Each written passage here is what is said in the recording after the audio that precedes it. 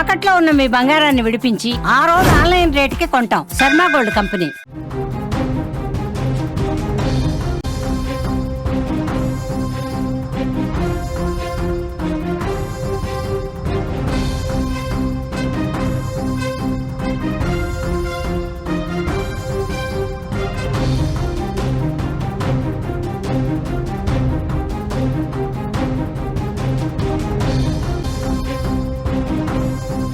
స్వాతి మృతదేహానికి అంత్యక్రియలు పూర్తి. భర్త కుటుంబీకులు లేకుండా అంత్యక్రియలు జరిగాయి.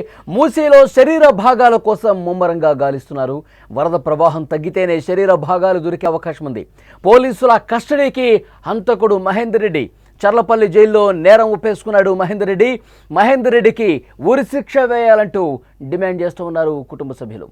రాష్ట్ర వ్యాప్తంగా సంచలనం సృష్టించిన స్వాతి హత్య కేసులో కొత్త మలుపులు చోటు చేసుకుంటున్నాయి. మూసీ నదిలో ముమ్మర గాలింపు చేస్తా ఉన్నారు పోలీసులు. వికారాబాద్ జిల్లాలోని కామారెడ్డిగూడలో ఆమె అంత్యక్రియలు పూర్తయ్యాయి. 3 రోజులుగా కొనసాగిన హై టెన్షన్కు తెరపడింది. నిందితుడు మహేందర్ రెడ్డిని పోలీసులు అరెస్ట్ చేశారు. ప్రస్తుతం దర్యాప్తు చేస్తా ఉన్నారు. ఈ నెల 23న తన 5 నెలల గర్భిణి అయిన భార్య స్వాతిని దారుణంగా హత్య చేసి చంపేశాడు మహేందర్ రెడ్డి. అంతేకాదు శవాన్ని ముక్కలుగా నరికి తల కాళ్ళు చేతులు మూసీ నదిలో పడేసి పోలీసుల విచారణలో ఈ మొత్తం తానే చేసినట్టుగా ఒప్పేసుకున్నాడు. శరీర భాగాల కోసం మేడిపల్లి పోలీసులు విస్తృతంగా గాలిస్తున్నారు. మూసీ నదిలో వరద ప్రవాహం ఎక్కువగా ఉండటంతో 2 రోజులుగా గాలింపు చర్యలు చేపట్టిన ఫలితం లేకుండా పోయింది. నదిలో వలలు గేలాలతో వెతుకుతున్నారు. కానీ ఇంతవరకు ఒక్క చిన్న శరీర భాగం కూడా కనిపించలేదు. కాలు కనిపించలేదు, చెయ్యి కనిపించలేదు, తల భాగం కూడా కనిపించని పరిస్థితి. వరద ప్రవాహం తగ్గితే కానీ ఆ శరీర భాగాలు దొరికే అవకాశం ఉందని చెప్తున్నారు. ఒకవేళ డెడ్ బాడీ పార్ట్స్ దొరక్కపోతే ఏం చేయాలి అనే దాని మీద కూడా న్యాయ నిపుణుల సలహాలు తీసుకుంటామని పోలీసులు చెబుతున్నారు. హత్య తర్వాత పోలీసులు స్వాతి మొండాన్ని స్వాధీనం చేసుకుని పోస్టుమార్టం నిమిత్తం గాంధీకి తరలించారు. పోలీసులు ఆమె తల్లిదండ్రులకు అత్తంటి వాళ్ళకి సమాచారం ఇచ్చారు. డెడ్ బాడీని తీసుకెళ్లడానికి ఇరు కుటుంబాలు నిరాకరించాయి. పోలీసులు ఆ మొండాన్ని ఆసుపత్రిలో భద్రపరిచారు. చివరికి పోలీసులు మళ్ళీ మాట్లాడి ఒప్పించగా స్వాతి తల్లిదండ్రులు మొండాన్ని తీసుకెళ్లారు. భార్యను ఇంత దారుణంగా హత్య చేసిన మహేందర్ రెడ్డిని మరింత లోతుగా విచారించడానికి తమ కస్టడీకి ఇవ్వాలని పోలీసులు కోర్టులో పిటిషన్ దాఖలు చేశారు. ప్రస్తుతం మహేందర్ రెడ్డి చర్లపల్లి జైల్లో రిమాండ్లో ఉన్నాడు. నిన్న ఉదయం జైలు సూపరింటెండెంట్ మహేందర్ రెడ్డిని పిలిచి నువ్వు ఏం నేరం చేశావు అని ప్రశ్నించాడు. మొదట మౌనంగా ఉండిపోయాడు. సమాధానం ఏం చెప్పలేదు. నాకే పాపం తెలియదు, నేను అమాయకుణ్ణి అన్నట్లుగా ఫేస్ పెట్టాడు.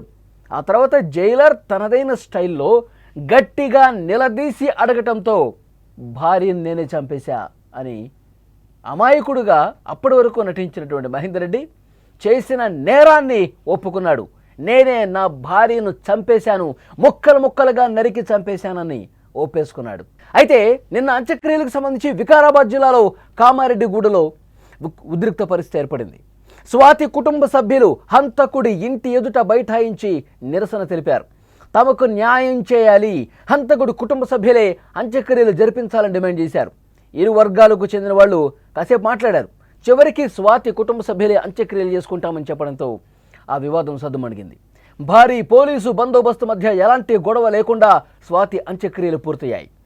అయితే ఈ కేసుకు సంబంధించి ఇంకా ఏం మాట్లాడుకుంటున్నారనేది కూడా పెద్ద చర్చకు దారితీసింది. ఈ అంత్యక్రియలకు మహేంద్ర కుటుంబ సభ్యులు లేకుండానే ముగిశాయి. స్వాతి అంత్యక్రియల తర్వాత మృతురాలి సోదరి శ్వేత మీడియాతో మాట్లాడారు. హంతకుడి నుంచి తమ కుటుంబానికి ప్రాణహాని ఉందని కన్నీరు పెట్టుకున్నారు. తన అక్కను చంపేసినట్టే మహేందర్ రెడ్డి తమ అమ్మా నాన్నను కూడా చంపేస్తాడు, వాడి నుంచి ప్రాణహాని ఉంది అంటూ ఆందోళనగా చెప్పింది. మహేందర్ రెడ్డికి ఉరిశిక్ష వేయాలంటూ డిమాండ్ చేసిన పరిస్థితి. ఇంకా ఆ కుటుంబ సభ్యులు చెప్తానే ఉన్నారు. స్వాతి సోదరి శ్వేత కూడా మాట్లాడుతూ ఉంది. చాలా స్పష్టంగా చెప్తా ఉన్నారు. మహేందర్ రెడ్డి వ్యవహార శైలికి సంబంధించి ఎప్పుడైతే మహేందర్ రెడ్డిని పెళ్లి చేసుకుందో అప్పటి నుంచి కూడా మా అక్క అసలు మనశ్శాంతి లేదు, గొడవలు జరుగుతూనే ఉన్నాయి. 2-3 సందర్భాల్లో ఇంట్లో ఉన్న ఇరు కుటుంబాలకు కూడా సర్ది చెప్పినప్పుడు కూడా మహేందర్ రెడ్డి తన ప్రవర్తన మార్చుకోలేదు. తన భార్య స్వాతిని అడ్డు తొలగించుకోవాలనే పథకం ప్రకారం ఈ పని చేశాడు. ఒకసారి గృహహింస కింద స్థానిక పోలీస్ స్టేషన్లో కేసు పెట్టింది, అది నడుస్తోంది, పెద్దల పంచాయతీ జరిగింది. అయినప్పటికీ కూడా మహేందర్ రెడ్డి తన తీరు మార్చుకోలేదు.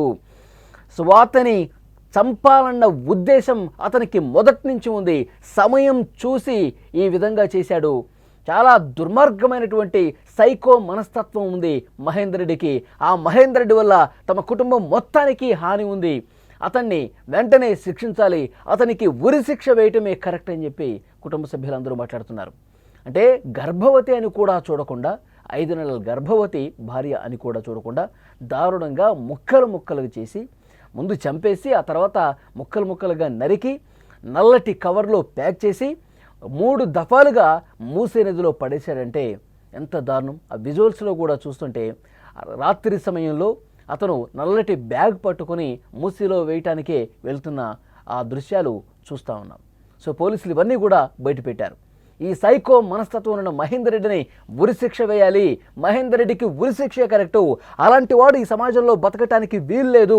అలాంటి వాడు బతికుంటే కనుక మళ్ళీ మిగతా వాళ్ళకు కూడా కుటుంబ సభ్యుల్ని ఇబ్బందులు పాలు చేస్తాడు. అతన్ని వెంటనే శిక్షించాలని చెప్పి స్వాతి సోదరి శ్వేత కూడా మాట్లాడిన పరిస్థితుంది. ఒకసారి శ్వేత కాలేజ్ దగ్గరికి వచ్చాడంట. మీ అక్కకి పిచ్చి పట్టింది, పిచ్చి పిచ్చిగా బిహేవ్ చేస్తోంది, ఆసుపత్రిలో జాయిన్ చేశాను, నువ్వు రా నాతో పాటు, దా కారులో ఎక్కి కూర్చో అని అన్నాడంట. శ్వేత నిన్న ఇదే విషయం చెప్తుంది. నేను మా అక్కతో మాట్లాడి నేను కన్ఫర్మ్ చేసుకున్నాక వస్తాను, ఇప్పుడైతే నువ్వు వెళ్ళు అని చెప్పి పంపించింది మహేందర్ రెడ్డిని. అక్కకు ఫోన్ చేసి అడిగింది, కానీ ఎందుకు వెళ్ళాడో మహేందర్ రెడ్డి నాకు కూడా తెలియదని చెప్పి అక్క చెప్పింది. ఇంత దారుణంగా నేను ఆ రోజు కారు ఎక్కుంటే నన్ను కూడా ఏదో చేసేవాడు ఆ దుర్మార్గుడు అంటూ కన్నీళ్లు పెట్టుకుంటోంది స్వాతి సోదరి శ్వేత. ఇలాంటి దారుణమైనటువంటి వ్యవహారం ఒక సైకో మనస్తత్వంలాగా మహేందర్ రెడ్డి బిహేవ్ చేసినటువంటి పరిస్థితుంది. కాబట్టి వెంటనే అతడి మీద చర్యలు తీసుకోవాలి. అతనికి ఉరిశిక్షే కరెక్టు. సంవత్సరాలు జైల్లో పెట్టడం కాదు, దున్నపోతులాగా మేపటం కాదు. అతను ఏదో రోజు మళ్ళీ బయటకు వచ్చేస్తాడు, అట్లా చేయకూడదు. వాడిని జైల్లోనే పెట్టి ఉరిశిక్ష వేయాలి. వాడు చచ్చిపోయాడు అంటేనే అప్పుడు మా కుటుంబాలకు మనశ్శాంతి అంటూ శ్వేత కూడా మాట్లాడిన పరిస్థితుంది. సో డెఫినెట్గా ఇంకా ఇన్వెస్టిగేట్ జరుగుతోంది. నదిలో గాలింపు చేస్తూ ఉన్నారు. స్వాతి మృతదేహానికి సంబంధించిన శరీర భాగాలు ఏవైతే ఉన్నాయో వాటి కోసం గాలింపు చేస్తూ ఉన్నారు, వలలు పెడతా ఉన్నారు. వరద ఉధృతి ఉండటం వల్ల అవి దొరకటం లేదు. కొంత ఉధృతి తగ్గిన తర్వాత ఆ శరీర భాగాలు కోసం సెర్చ్ జరుగుతోంది. ఆ శరీర భాగాలు దొరికిన వెంటనే ఆ కుటుంబ సభ్యులకు అప్పగించే పరిస్థితి ఉంది.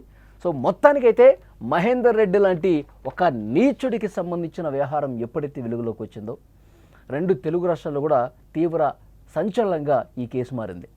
గర్భవతి అయిన భార్యని చంపేసి ఈ విధంగా ముక్కలు చేసేంత దుర్మార్గత్వం, ఆ విధంగా దారుణంగా ముక్కలు ముక్కలుగా కట్ చేసి నదిలో పడేసేంత ఒక పైశాచికత్వం, ఒక సైకోయిజం. మహేందర్ రెడ్డి మామూలు వ్యక్తి కాదు. అతడి మైండ్ సెట్ చాలా దారుణంగా ఉంది. అతను అసలు బయటకు రావద్దు జీవితాంతం అంటూ మాట్లాడుతున్నటువంటి పరిస్థితి ఉంది.